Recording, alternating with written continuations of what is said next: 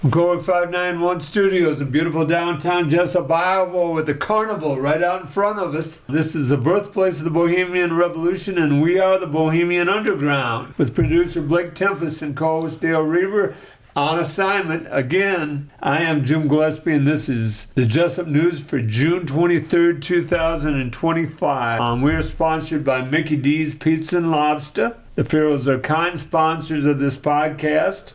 Include them at your wedding, graduation, or festival plans. Don't wait. Their schedule's filling up for 2025. I believe they are at Farmers Day this week. They are sponsoring a traveling art show for the Steve Brown Arts Center, showing Nick Thomas art. Nick is an artist from Independence. He lives in Venice Beach, California now. Another sponsor who's been with us since the birth of the Steve Brown Arts Center is Derek's Repair, located in Jesup, Iowa. Derek Marty is there for your car repair needs. Stop down and see Derek. He also details cars, etc. Please check out the podcast, What Is Up, with our friend Bubba Seaman. Bubba had a great show last week, talked about Phil Roberts. Bubba is from Louisiana originally. If you get a chance, listen to Bubba Seaman. Tonight we're fortunate to talk to an old friend of mine. Tony Newton is his name. Welcome, Tony. Thanks, Jim. Tony and I worked at Camp Courageous together more than 40 years ago, actually. 84, 83, right in there. Yeah.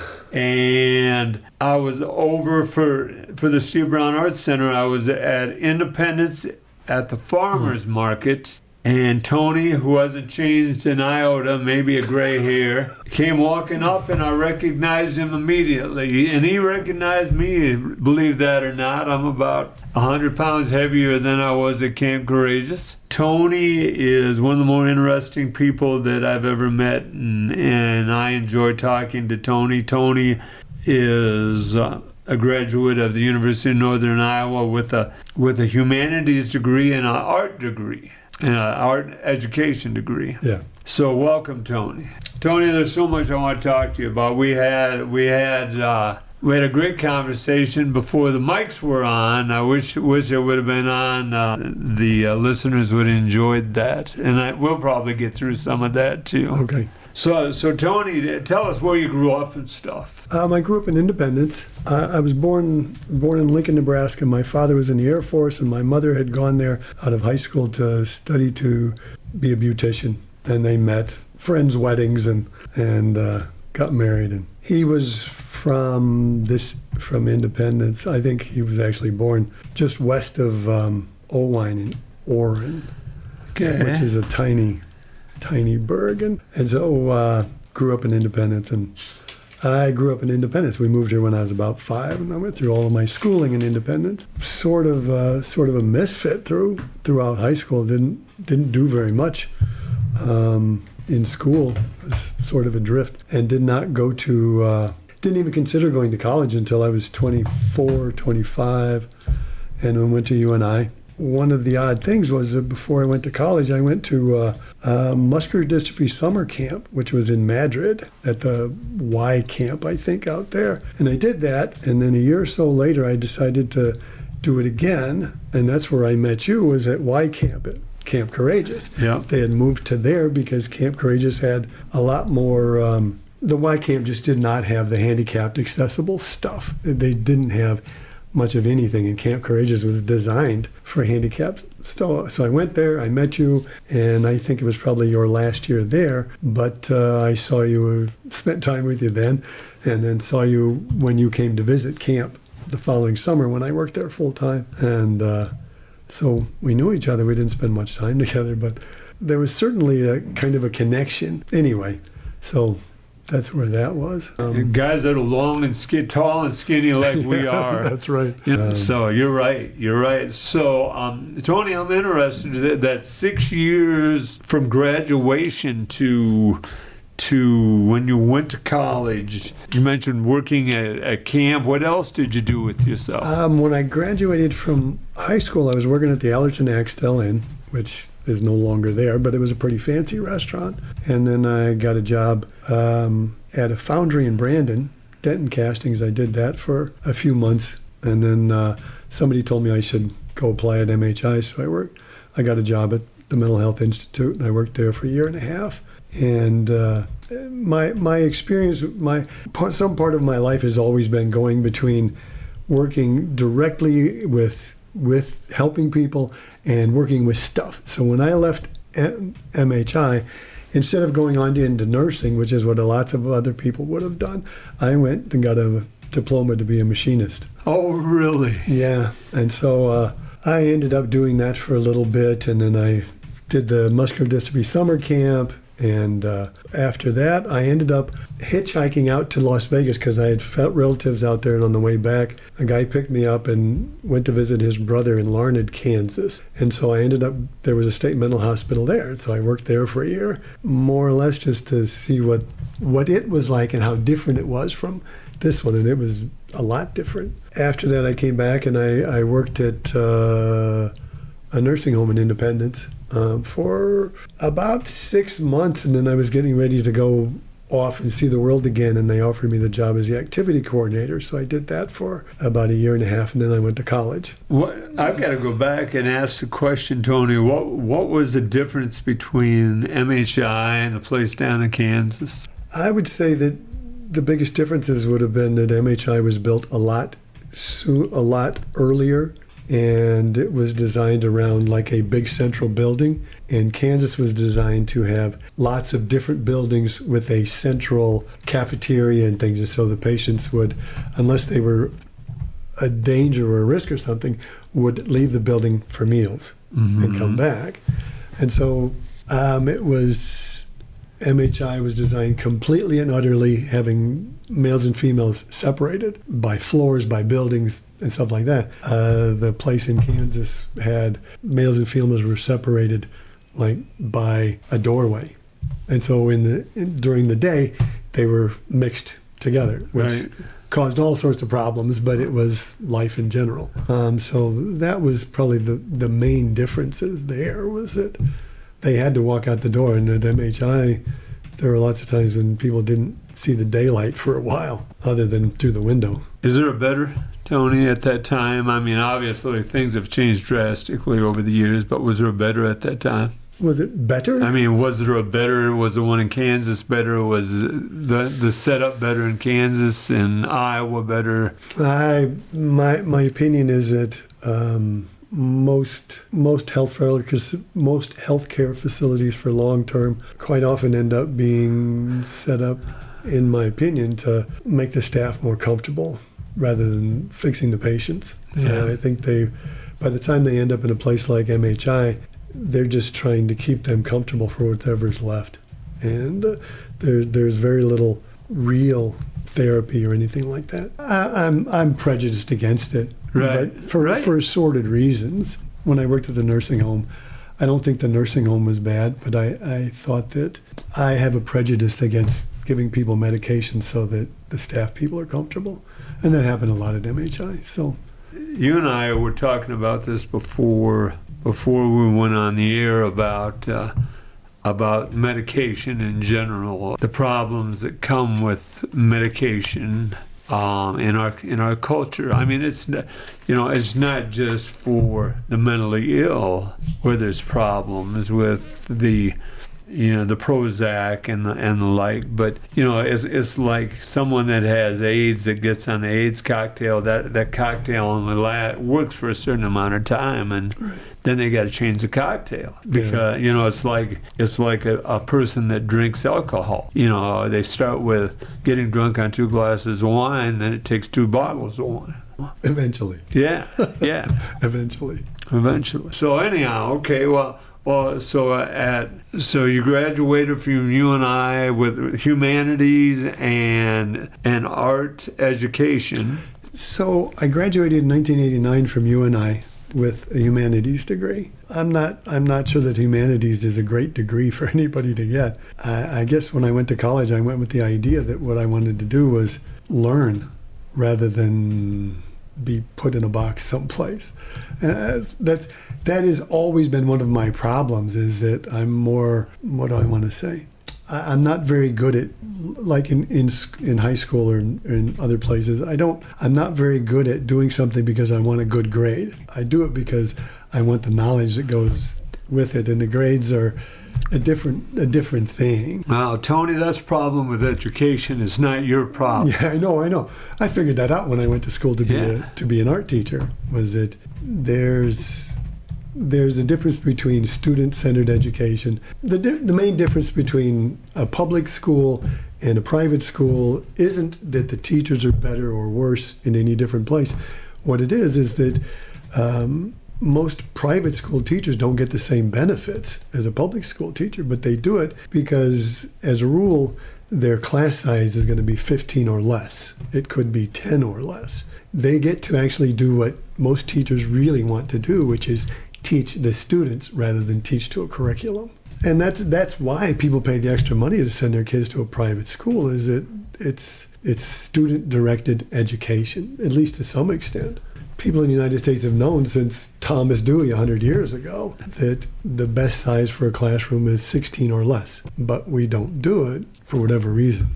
I mean, there's lots and lots. Money. There's lots of reasons. Yeah. I mean, the reason America's had a public school system in general is that it functions much better in the long run to have educated people than it does to have ignorant people. It just works better all around. You know, the public education goes back to Napoleon. You know, free public education, not free, you know, public education isn't free either. We pay taxes for it, but free public education goes back to Napoleon. And even public education isn't free anymore. You know, people have to pay for that. You know, I do see a great value in changing education, but Tony, we're 60 years too late, unfortunately. I don't know. But so what happened at 30 then? Since we're on education, I'll go ahead and talk about, like, when we were talking earlier, we were talking about me going to China. One of the biggest differences between the U.S. educational system and the Chinese education system is that in the United States, it is unusual for a class to be over 30 kids per class. In China, every class I saw was at least 40 students, and quite a lot of them were 60 students. But they were in the same size classroom as what would be here. So that is definitely teaching to a curriculum. They're allowing kids, if you can't keep up, you're going to do something different.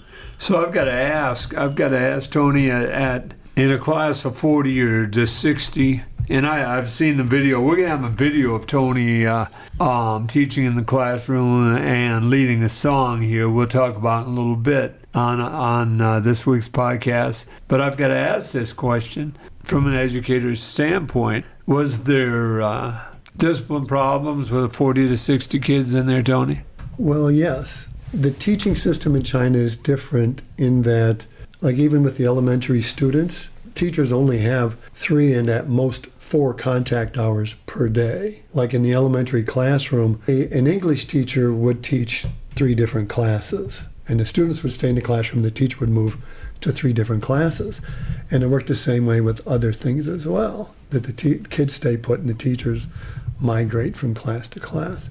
That is probably one of the things that makes that system work best, is that if the teachers are only have 3 contact hours, that gives them 3 or 4 hours prep time, so that they are keeping things interesting. Excuse me. And I saw a teacher go into a room full of kindergartners. They were probably, it's the same size as kindergartners here.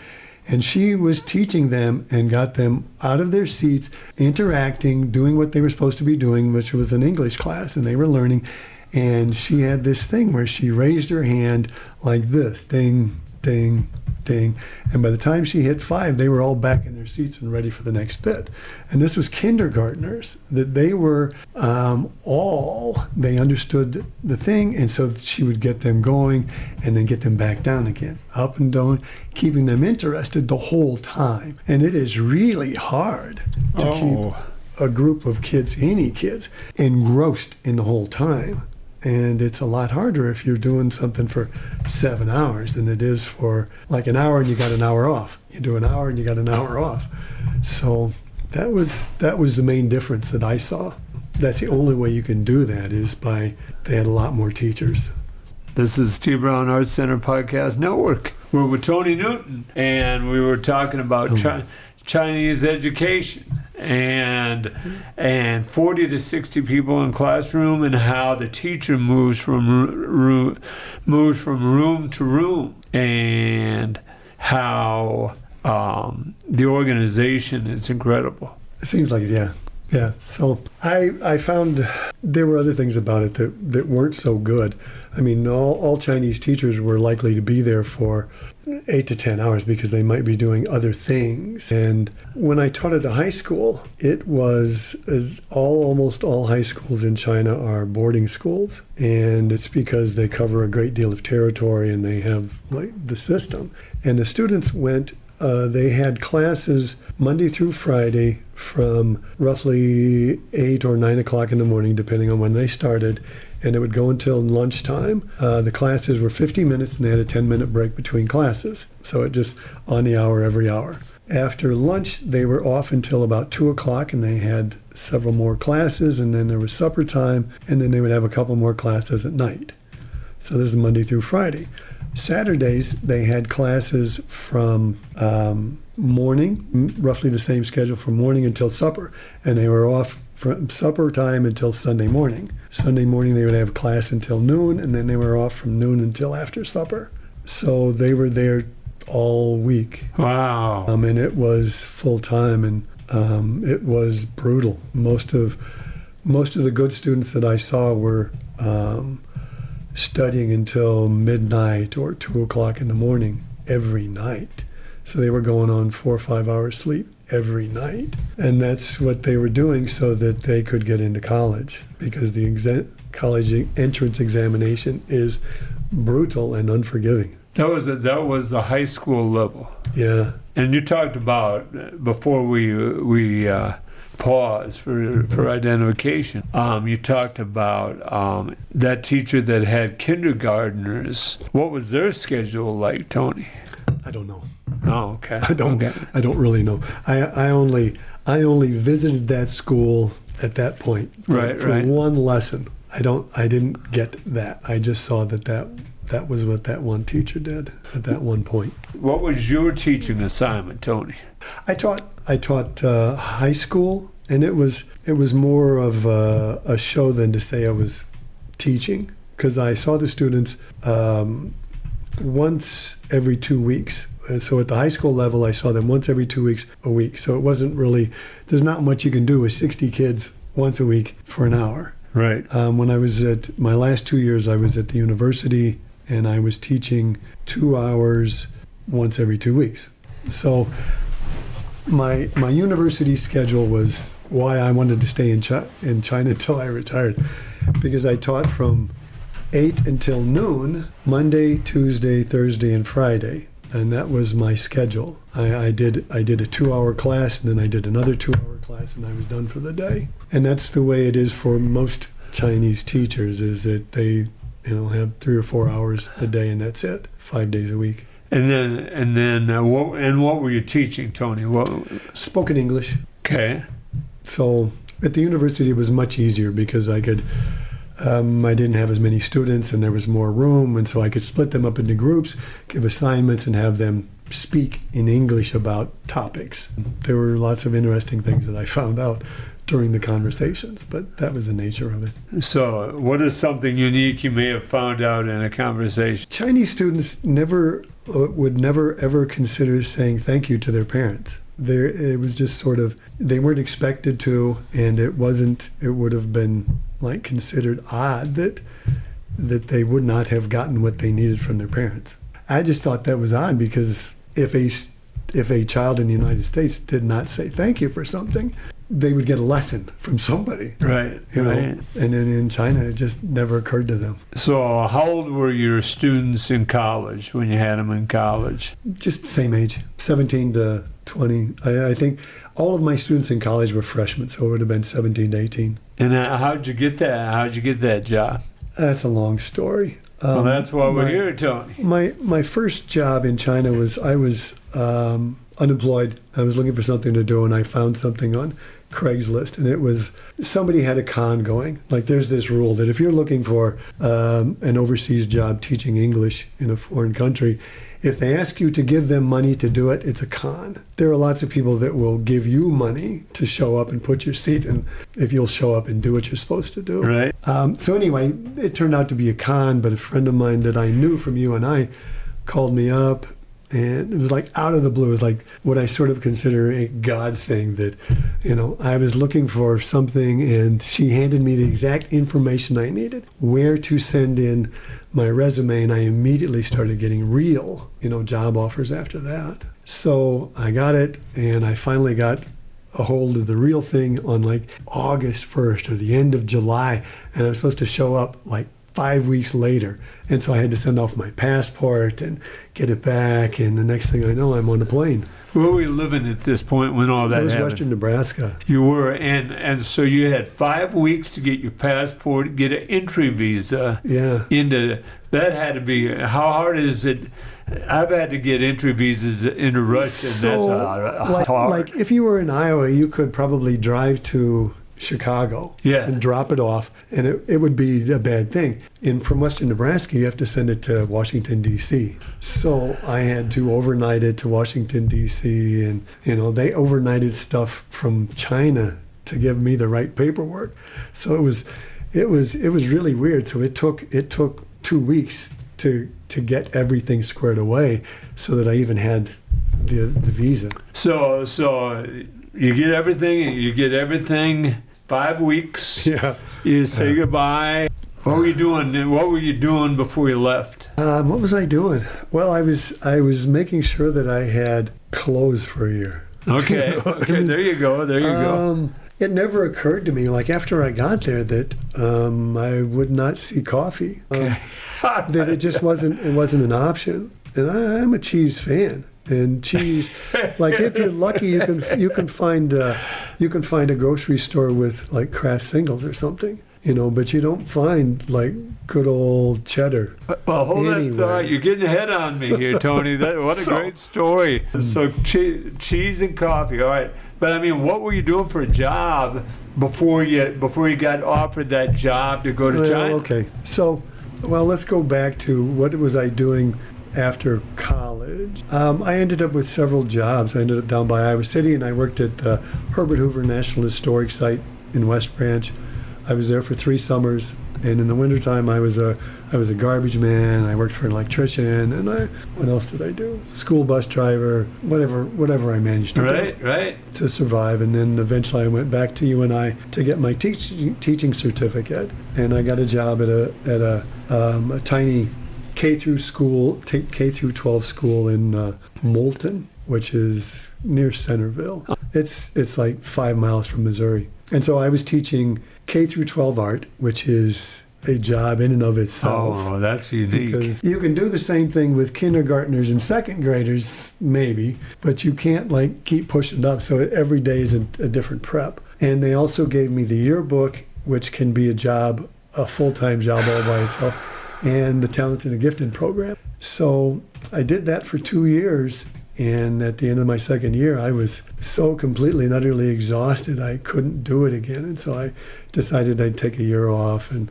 ended up doing other things, and moved out to Massachusetts, met a woman, got involved out there, and we got married, we got divorced. And I ended up in Western Nebraska, and then I'm going to China. Okay, so you end up in so you fly into China. What city did you fly into China? I flew into Guilin, which is southern. And if you've ever seen like Chinese watercolors on silk, sometimes you'll see these places that have like mountains that go like straight out of a plane. It goes up and it goes over and it comes straight back down again. And you think that's like somebody invented that. Well, that's what it is at Guilin. And you go out over the ocean, and that's what it looks like. There's these mountains that come up out of the water, and there's this stuff that comes out of the plane, and it was so strange. I was in this town, and there would be like these things that popped up out of no place. and there would be a bamboo field around it, and then it was just straight up on all sides, and there'd be a bunch of trees on top of it.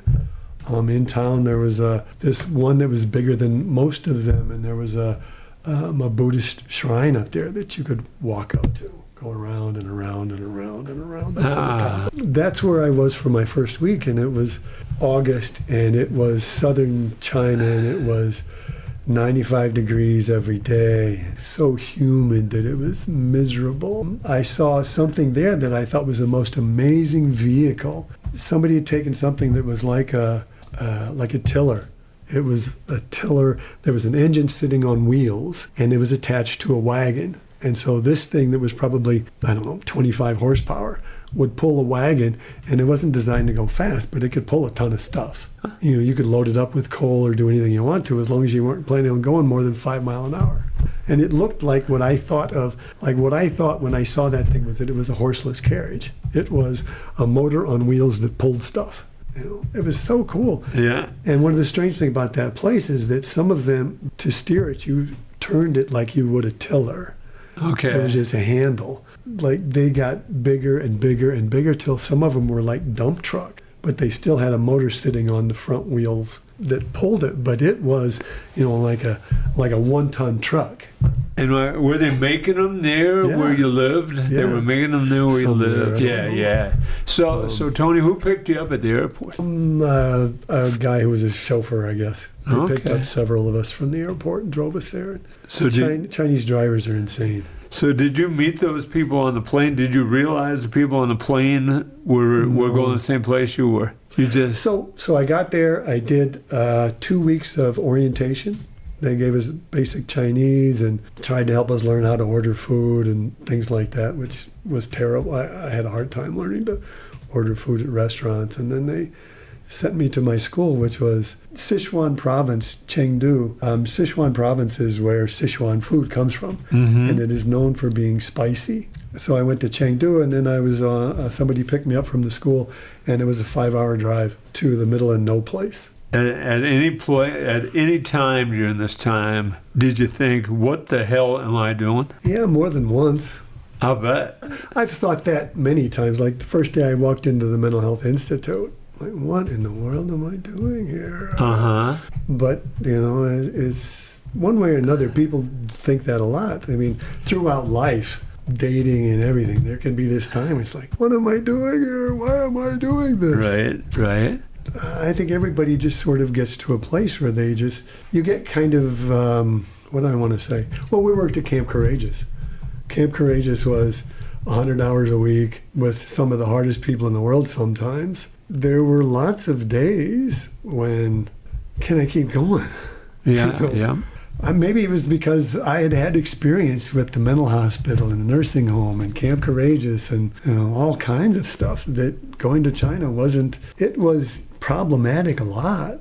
One of the strangest things for me was I'm tall and I had a big bushy beard, and I went into China and they didn't see people like me ever. Facial hair, arm hair was totally uncommon there. And I went to this place, and I went into a supermarket, and I was looking at something, and I'm standing there looking at the supermarket, and I realized that somebody was standing on the end of the aisle. And I look, and there's some other people at the other end of the aisle, and so I've got this audience seeing what I'm doing. And so it was, in some way, it felt like if I had been Kevin Costner walking into the Fairway in Independence, that I might end up with people wondering what I'm doing. And that's how it felt a lot of the time when I was in China, was that if I stopped for too long, I would get an audience, and it didn't matter what I was doing. So that was really weird. Did anybody come up to you and talk to you, Tony, during that time? Sometimes, like I'd be on the bus or something, and somebody would start talking to me in Chinese, and I couldn't understand them because it was...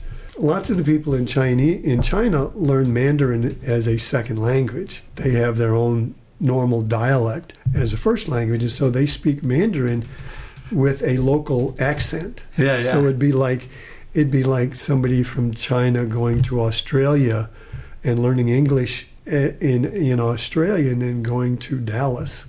And trying to understand what people are saying. It doesn't sound like the same language. So I was getting a lot of that. People would ask me questions, but I couldn't answer because it was so different. And I knew they were asking me the same questions. I mean, they were asking me, how tall are you? How old are you? Where are you from? How much money do you make? Have you eaten today? It was like there was like 5 or 6 questions that everybody was likely to ask. Yeah, you think they were trying to become your friend? I think they were curious. I think it was just curiosity. So what year would that have been, Tony? How close was that to Tiananmen Square? It was long after. I was there, went there in the summer of 2012 and finished up in the summer of 2015. At any time in your training, in conversation, did Tiananmen Square ever come up in conversation? No, and most of the time Taiwan doesn't come up either. I don't think Taiwan is really separate from mainland China. I mean, functionally it is, but I don't think it's really separate, because since China has become vastly more capitalistic, there are so many people in Taiwan who have money that are having things manufactured in mainland also, so that there's a lot of going back and forth. The families are mixing again, and it's which is a good thing, wouldn't you say? Yeah. I mean, it is. I mean, the government wants to talk about, our government in China uses their threat of attack on Taiwan, and I don't see that happening. I'm in your school. I don't, for the reasons you talk about. Yeah, I don't think it would ever. I don't think China would ever invade Taiwan for any reason. It could happen. Like, all kinds of stuff happens, but I don't think it would happen. And if it did, I don't think the United States would probably back them up. I don't think they could. Logistically, I don't think it's possible. It would be a morass. It was Truman that made the promise that if any communist nation ever invaded a nation, we would come to their aid. That is, but it doesn't mean that I don't think there's any place you and I can go with this that it's going to be useful. Right. It was interesting being there. There was only a couple of times when I felt uncomfortable. One was in the second school I was at. Some guy came to my door and opened it up. And I'm from Independence. I don't lock my doors. And this guy opened up and walked in and started talking to me in Chinese. Was it an apartment? You live in an apartment, a dorm? It was an apartment. It was an apartment. And so he walked in and was talking to me, and he seemed to be unhappy about something. But, so I had a cell phone. I called one of my co-teachers and handed this guy the phone, and the guy talked to him, and he turned around and left. Most of the time I felt really safe in China. It's a very safe place to visit. And when I was in Shanghai, all of the subways are in English and Chinese. It's announced in English and Chinese. It's written like on the buses and stuff in English and Chinese. So I felt uncomfortable. Like, if I got lost, I couldn't speak Chinese worth anything. I could not tell a bus driver. So I made a point of writing down my address so that I could hand it to the bus driver or to the taxi driver. Yeah. So that I could get home. The last place I lived was fairly large, but China doesn't have single family homes very much. Like on farms and things they do, but everything else is 7-story apartment buildings. And that was in the days before elevators. And so they put old people and the infirm on the ground floor, and everybody else lived higher up. And nowadays all the apartments that are going up in China are 20 stories or more. What floor did you live on? I lived on so my first 2 years it was ground floor. My last year I was given the opportunity to find an apartment. The only one I liked was on the 7th floor. And so I went up and down at least once a day. And what was your apartment? Like? How many rooms, etc.? How big was it? I actually had a 2-bedroom apartment, which I certainly didn't need, but that's what I had. Cheap. I was given a living allowance, which included an apartment, and I chose that one because it was within my means. And then I had to pay utilities. Can I ask? And don't worry, you can't offend me if you don't. Your apartment cost? My apartment cost, I paid quarterly, and it was, I think, somewhere around 3,500 RMB. You divide by 6, and that would come up to dollars. So approximately $400. It had to be less than that. I think that included utilities too. Wow, per quarter. Yeah. And did you pay cash? Did you write a check? I had to pay cash.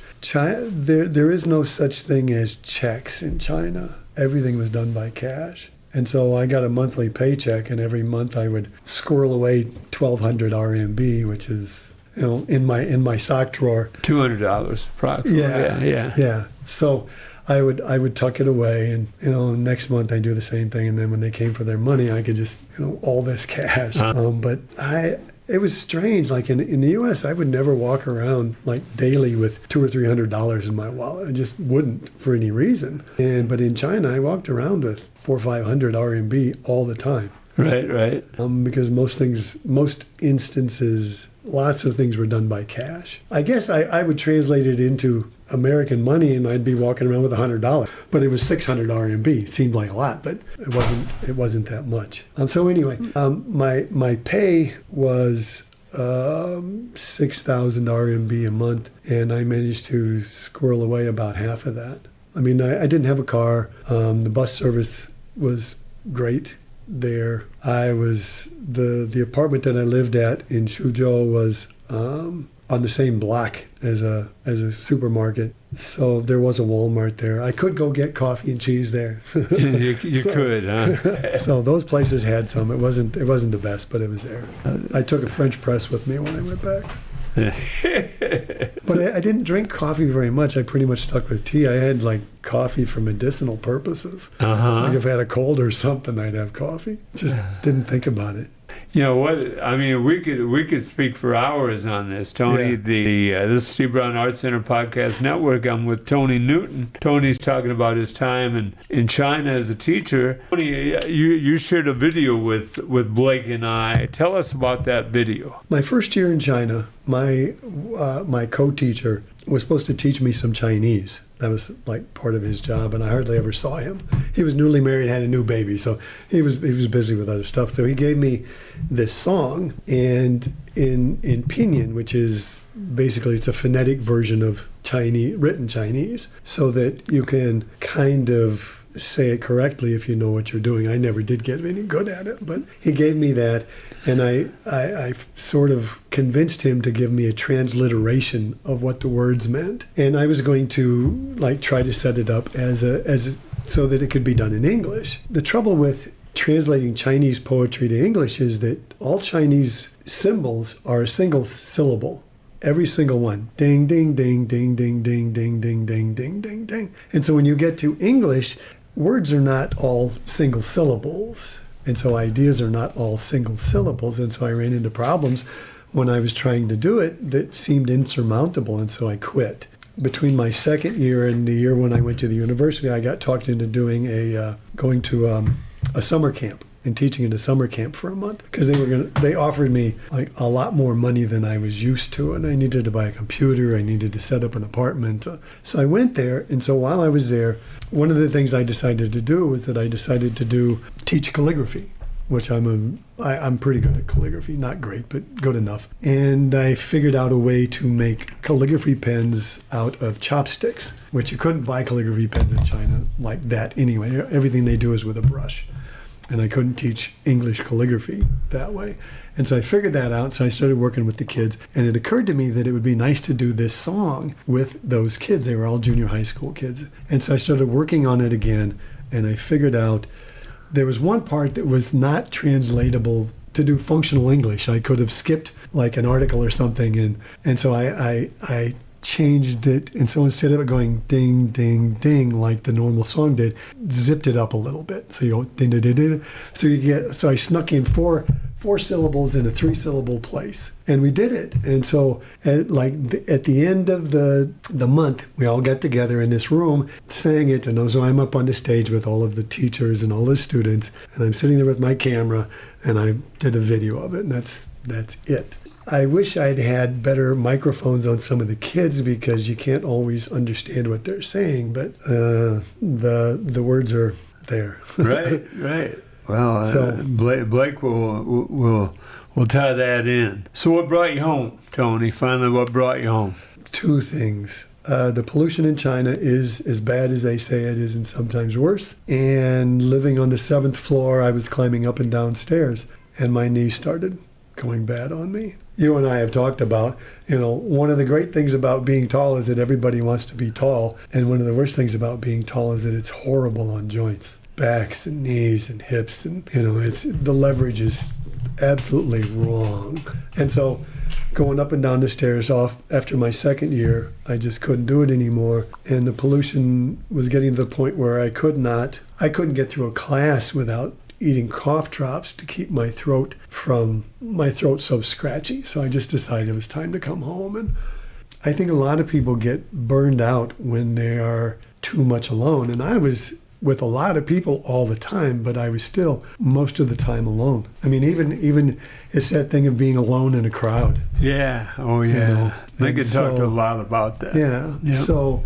So I was starting to just feeling like I needed to get back. I was, I think, 56 or so, 56, 57. And in China, the mandatory retirement is 60. And so they were going to kick me out within a couple of years. It wasn't going to be something that I could do forever. Right. And so I just decided it was time. Like there was enough in the way. So I gave it up and came back. Would you do it again? Absolutely. There are lots of places in China that I would still love to see.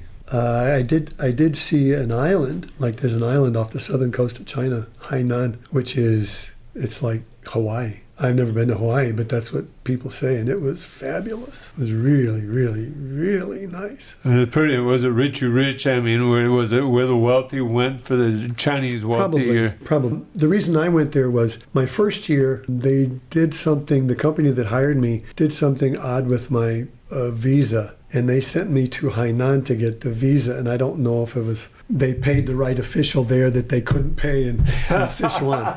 I don't know, but so I took a bus to the plane, took the plane to Hainan, and spent a week there. They gave me spending money and a place to stay, and it was a fabulous vacation. Sichuan is known for being relatively cold and damp, and the sun doesn't shine much, and I was freezing all the time, and they sent me to Hawaii.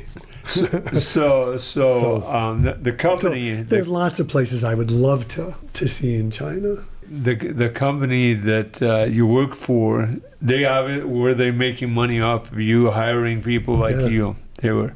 Yeah. Interesting. Tony, we could spend another hour, 2 hours. We'll have to have you back. There's a couple announcements I need to make, and we need to wrap this episode up. And we didn't get to a lot of things. You brought a couple books in here, and we need to talk to you some more, Tony. Please, will you come back? Yeah. Thank you. We can arrange it. Thank you. I need to make a few announcements here. So this past week, we had the mini show at Farmers Day. I'll be interested to tell you next week about, and perhaps we'll have pictures of some of the interesting pieces that were turned in. Don't forget, we have Rex Nielsen showing his art in M's Coffee in Independence. Make sure you get in there. We had a jam session this past weekend down in the park. We had 5 people show up on Father's Day, and that was a lot of fun. We are having, we had artist collaboration. We are actually having artist collaboration tonight in the American Lutheran Church in Jesup. If you get a chance, stop by in there. Tony, I think you would enjoy that. I'll explain that to you when we get off the air here. Don't forget, we have the 24-hour Mustang camera sponsored by Joe's Pizza in Independence. If you can't make the Independence Day parade, you can watch the parade on it as it goes by Joe. Don't forget to check out our Facebook page. We're looking for more audiences. Alex DeGrief will be our next artist that we hang in M's Cafe next month, in the month of July. If you'd like to donate to the Steve Brown Arts Center or have an idea for an event, go to the SteveBrownArtsCenter.org and follow the link. We have a very special request that we're looking into. We are trying to bring an artist from Connecticut in, and we look forward to telling you more about that in the upcoming episode. If you have any news or would like to sponsor us, email us at jim@stevebrownartscenter.org or call 319-290-0241 and leave a message. Thanks, Tony Newton, for being on with us tonight. I'm Jim Gillespie with producer Blake Tempus. Our thanks as always to Kelly C. Haas and Cowork 591 for having us in and sponsoring us. Thanks to the audience for bringing these stray dogs into your life, and remember that each day is about little victories.